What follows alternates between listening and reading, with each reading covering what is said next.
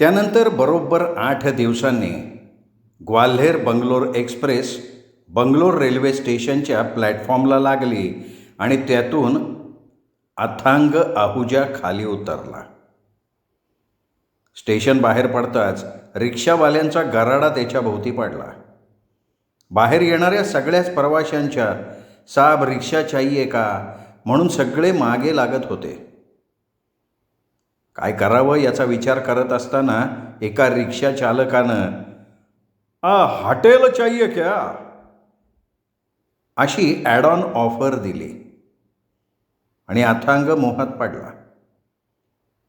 कौन सा अच्छा है होटल? अथांगनं विचारलं. इधर तो बहुत सारे होटल है, आपका बजट बोलो, ये टूरिस्ट सिटी है. त्याच्या हातातली बॅग रिक्षात ठेवत ड्रायव्हर म्हणाला, देखो बजट का प्रॉब्लम नहीं है, लेकिन रेलवे में मेरी पर्स से मेरा आई कार्ड गुम हो गया है आते समय, उसके सिवा मुझे रूम मिलेगी. अरे तो ये बंदा काय के लिए, मैं खुद रिसेप्शन में आकर आपको रूम मिलवा दूंगा, मेरा पैसा बाद में दो. हा रिक्षावाला चांगला तयारीचा होता. अथांग लगेच तयार झाला. हातात रोख पैसे खूप होते, पण शहरात आल्यावर टेकायला काहीतरी आसरा हवा ना. पुढचं पुढे बघू. सिग्नेचर इन नावाच्या हॉटेल बाहेर रिक्षा थांबली आणि रिक्षावाला त्याची बॅग घेऊन खाली उतरला. रिसेप्शनच्या मुलाजवळ जाऊन कन्नड भाषेत काहीतरी बोलला. वो आपका नाम बताओ साहब को, रिक्षा ड्रायव्हर अथांगला म्हणाला. अथांगनं बसल्या जागेवरनं अथांग आहुजा असं ओरडून सांगितलं. रिसेप्शनिस्टनी अथांगकडे बघितलं आणि मान डोलावली. रिसेप्शनिस्टनी त्याला 1 दिवसाचे पैसे ॲडव्हान्स द्यावे लागतील असं सांगितलं. अथांगनी लगेच पेमेंट करून टाकलं. हो गया जी आपका काम, रिक्षा ड्रायव्हर म्हणाला. ओ साहब, साइट सिंग करना तो फोन करो, ये लो मेरा कार्ड. अथांगनी त्याचे आभार मानून कार्ड घेतलं. ठरलं की फोन करतो असं म्हणाला. रूममध्ये गेल्यावर त्यांनी प्रथम गरम शॉवर घेतला, कपडे बदलले. 19.5 तासांचा प्रवास करून तो थकला होता. आडवं झाल्या झाल्या त्याला झोप लागली. उठल्यावर पाहिलं तर दुपारचे 12:30 वाजले होते. बाप रे, 4 तास झोपलो आपण. तो उठला आणि बाथरूममध्ये जाऊन फ्रेश होऊन आला. आता खाली जेवायला जायचं का इथे रूममध्ये मागवायचं याचा विचार करता करता शेवटी खाली डायनिंग हॉलमध्ये जाऊ असा विचार करून लिफ्टनी खाली उतरला. रेस्टॉरंटमध्ये आल्यावर मेनू कार्डवर नजर फिरवून काय मागवावं याचा विचार करण्यात काही वेळ गेला त्याचा. कुठेही गेलं तरी त्याच भाज्या. शेवटी खबरी मासे आण अशी ऑर्डर दिली. जवळजवळ 3-3.5 वर्षात त्याला हे मासे खायला मिळाले नव्हते. हा खास नागपुरी मेनू होता. वेटरने डिश आणून ठेवली आणि त्याचं लक्ष डायनिंग हॉलच्या दाराकडे गेलं. एक जोडपं आत येत होतं. अगदी नवोदित वाटत होतं. ती तर जेमतेम 21-22 वयाची आणि तो साधारण 25शीचा असेल. हनीमूनर्स असणार त्याच्या मनात आलं. आपण सांजीबरोबर केलेल्या रोमांसच्या आठवणी जाग्या झाल्या. सांजीने आपल्यावर तिजोरी उघडण्यासाठी कशी मोहिनी घातली होती हे आठवलं. शेवटी तिजोरीतल्या 50 लाखांसाठी तिची ही सगळी धडपड चालू होती. आणि शेवटी त्याच तिजोरीने तिचा घात केला. तिचा जीव घेतला. आणि तिच्याशिवाय किती जणांचा? 2घांचा का 3घांचा? सर्वात प्रथम पलाशचा. त्याला अपघातानं गोळी लागली असं भासवून तिने त्याची हत्याच केली होती. त्या तिजोरीने घेतलेला दुसरा बळी कोण? त्याच्या मनात आलं आणि तो हसला. कोण? वज्र का अथांग? आपण त्या दिवशी मेलो असतो तर आज इथे नसतो. त्याच्या मनात आलं आणि त्या दिवशीचा संपूर्ण प्रसंग त्याच्या डोळ्यासमोरून एखाद्या फ्लॅशबॅक सरकल्यासारखा सरकला. तिजोरीतल्या पैशांच्या मोहामुळे अथांगची बुद्धी फिरली होती. प्रथम त्यांनी सांजीचा जीव घेतला. अर्थात स्वतःला वाचवण्यासाठी त्याला ते करणं भागच होतं. आपल्या जीवाभावाच्या मित्राला, वज्रला, तिथेच मरायला मोकळा सोडून तो पैशाचं गाठोडं घेऊन बाहेर पडला होता. कारमध्ये बसत असताना वज्रनी अथांगला गोळी घातली. 3 गोळ्या. 2 गोळ्यांनी त्याचे दोन्ही पंजे निकामी केले आणि तिसरी थेट डोक्यात, आरपार. तिथेच गाठोडं हातातून निसटून 50 लाख खाली पडल्याची शेवटची जाणीव त्याला मरण्यापूर्वी झाली होती. आता आपण जगणार नाही या भावनेने वज्रने स्वतःच्या डोक्यावर बंदूक टेकवली. कारण जर जिवंत राहिला असता आणि जर आत येणारा माणूस त्याचा जीव वाचवू शकला असता तर त्याच्यासाठी काही भविष्य नव्हतंच. वज्रनी सांजीला मारलं नाही याच्यावर कोणीच विश्वास ठेवला नसता. जेव्हा पलाश घोषचा मृतदेह सापडेल तेव्हा वज्रनं त्यालाही मारलं नाही यावरही कोणी विश्वास ठेवणार नाही. मृत्यूची वाट बघणं म्हणजे वेदनेचा डोंब सहन करणं. नकोच ते. या विचाराने वज्रनी शांतपणे रिव्हॉल्व्हरची नळी आपल्या डोक्याला लावली होती. त्याच क्षणी त्याच्या मनात विचार आला, हे पैसे पलाशचे आहेत. ते असे बेवारस पडून देऊन उपयोगी नाही. आपणच त्याचा वापर योग्य प्रकारे करू. या विचारासरशी त्याची जगण्याची उमेद वाढली.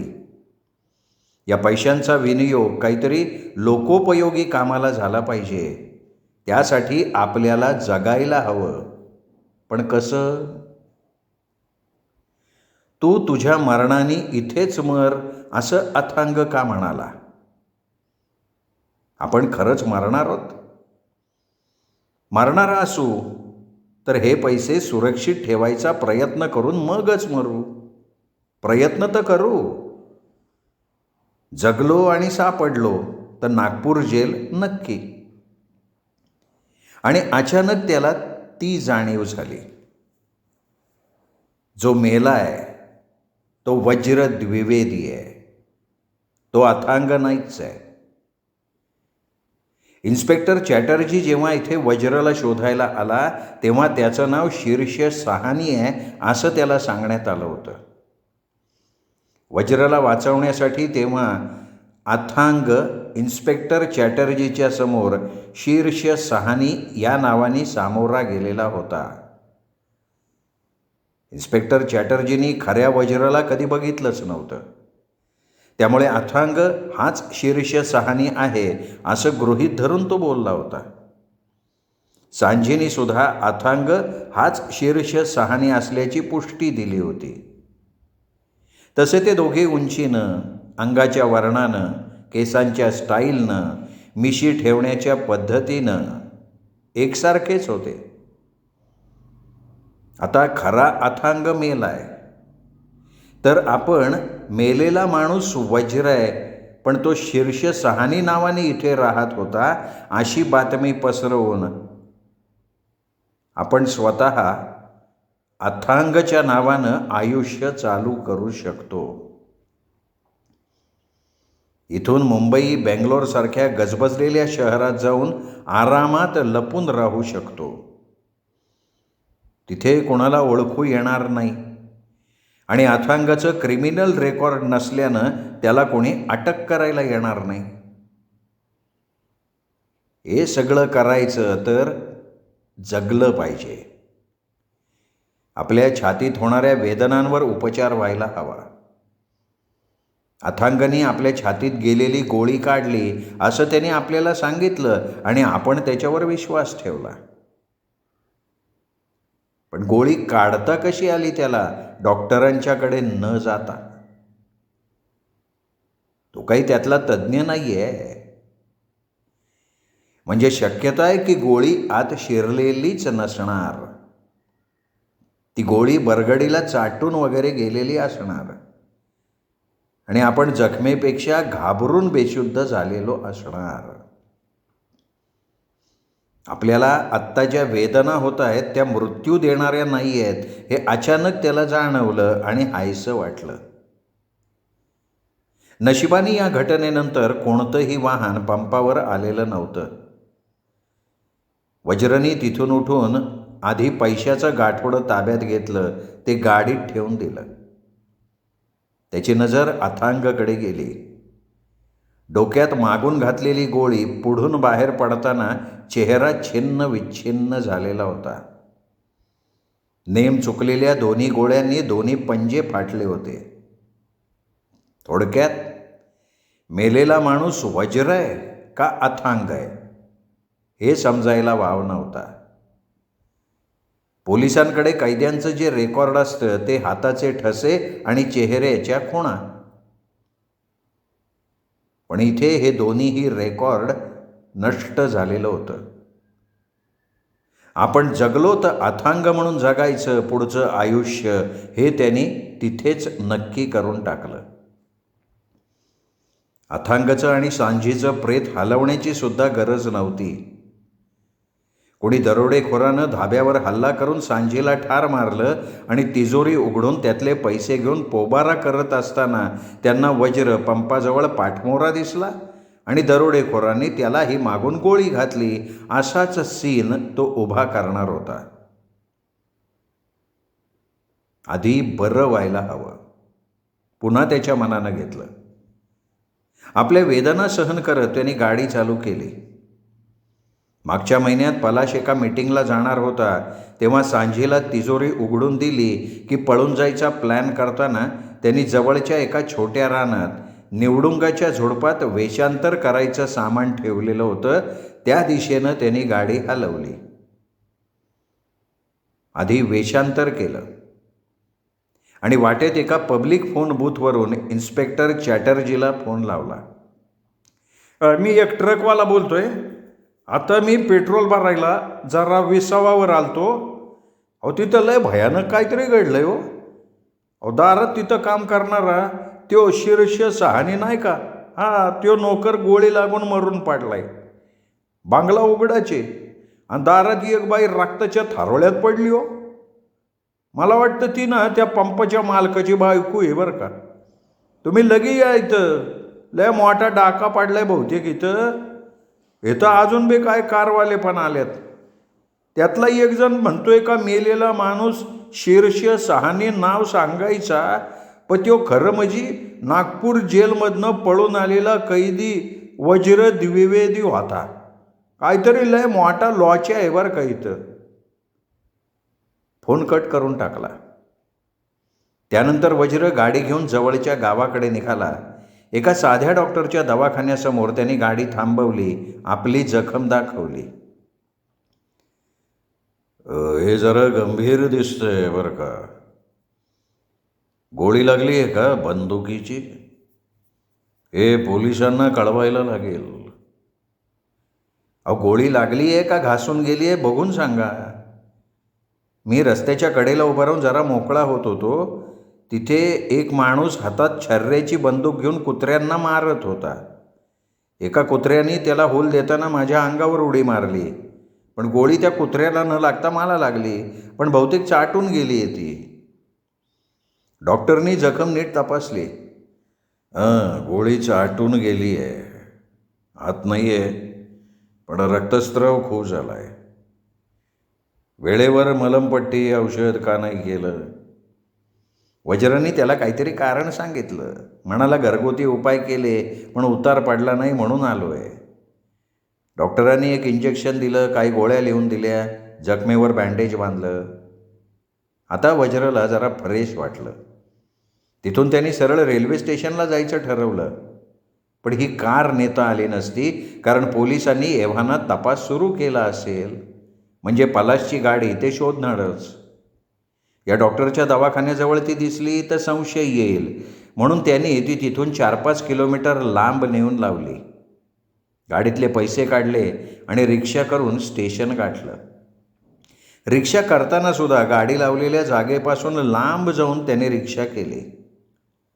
स्टेशनवर आल्यावर त्याला संघमित्रा एक्सप्रेस मिळाली. 1.5 तासांनी तो बँगलोरला पोचला होता. आपण फोनवरून दिलेल्या टिपनुसार पोलिसांनी आता तपास चालू केला असेल आणि शीर्ष 6ने म्हणजे वज्र द्विवेदी दरोड्यात मेल्याचं त्यांनी अनुमान काढलं असेल. आता आपल्याला निशंकपणे अथांगच्या नावानं इथं सेटल होता येईल असा विचार वज्रनी केला. सर, आपलं जेवण मांडलंय की. हॉटेलच्या वेटरने त्याला तंद्रीतनं वास्तवात आणलं. भानावर येत वज्रनी समोरच्या माशावर ताव मारायला सुरुवात केली.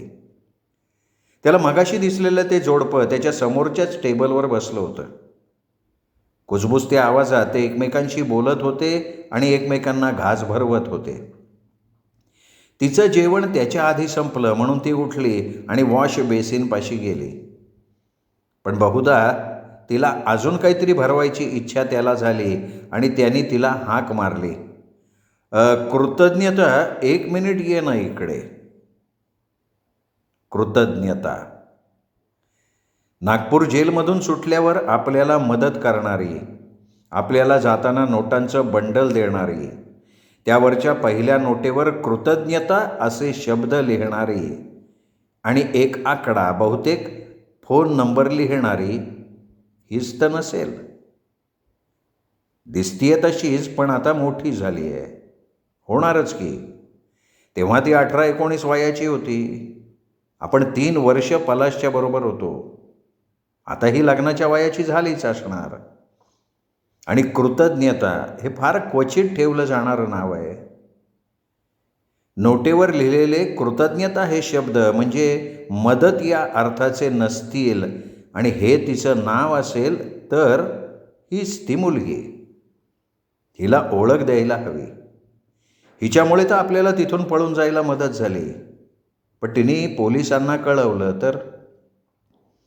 वज्रनी तिला एवढंच सांगितलं होतं की न केलेल्या गुन्ह्यासाठी मला सजा झाली होती, पण मी निसटलो. आणि ती तेव्हा काय म्हणाली होती ते वज्रला आठवलं. शत्रूवर सुद्धा या जेलमध्ये जायची वेळ येऊ नये असं काहीतरी ती म्हणाली होती. तिला या जेलची कशी काय माहिती होती एवढी?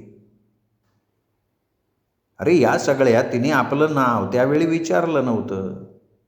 मीही सांगितलं नव्हतं हे त्याला आठवलं.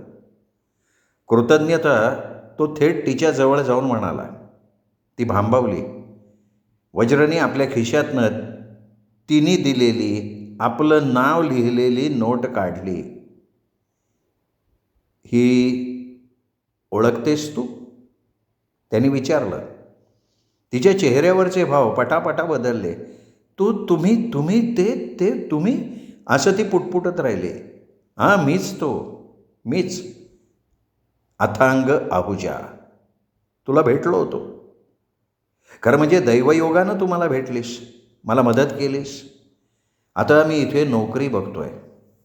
मध्यंतरी माझ्या आयुष्यात खूप उलाढाली झाल्या आहेत, पण हातात 4 पैसे आहेत.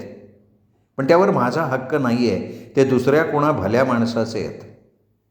मी हे सगळे पैसे कुठल्या तरी सामाजिक संस्थेसाठी दान करायच्या विचारात आहे.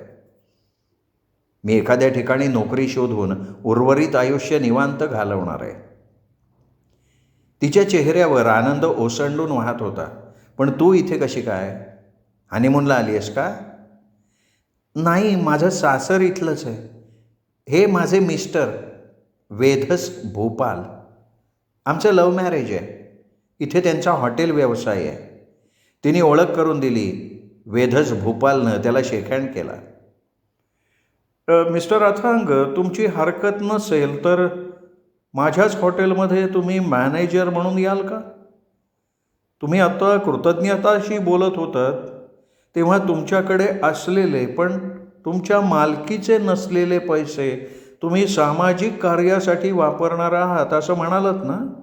यावरून तुमचा प्रामाणिकपणा मला भावला. मला अशाच स्टाफची गरज आहे. वेधस एक NGO पण चालवतो बरं का, तुरुंगात गेलेल्या कैद्यांच्या कुटुंबियांसाठी, आणि त्यांचा सगळा खर्च तो करतो. खरं म्हणजे NGO मी नाही तर कृतज्ञताच चालवते बरं का. पण याची कल्पना वेधसला सुचली. अहो, तुमच्यासारखाच न केलेल्या गुन्ह्याची शिक्षा हा भोगून आलाय, त्याच नागपूर जेलमधनं. नागपूर जेलबद्दल तिला एवढी माहिती कशी आणि त्याबाबत ती एवढी हळवी का होती, या दोन्ही प्रश्नांची उत्तरं वज्रला मिळाली होती. त्याने वेधसची ऑफर स्वीकारली. पलाशकडून आणलेले 50 लाख वेधसच्या NGOला देणगी द्यायचं त्याने ठरवून टाकलं. श्रोते हो, तुम्ही ऐकत होतात अभय बापट लिखित तिजोरी ही कादंबरी कशी वाटली कमेंट करून नक्कीच जरूर कळवा. या कादंबरीचा प्रत्येक भाग लाईक करा, हाईप करा, प्रत्येक भागावर कमेंट करा आणि प्रत्येक भाग आपल्या कथाप्रेमी मित्रपरिवारात, नातेवाईकात शेअर करा. मुख्य म्हणजे भेटत रहा दीपक रेगे कथाकथन चॅनलवर अशाच उत्तमोत्तम लेखकांच्या उत्तमोत्तम कथा कादंबरी ऐकण्यासाठी. नमस्कार श्रोते हो.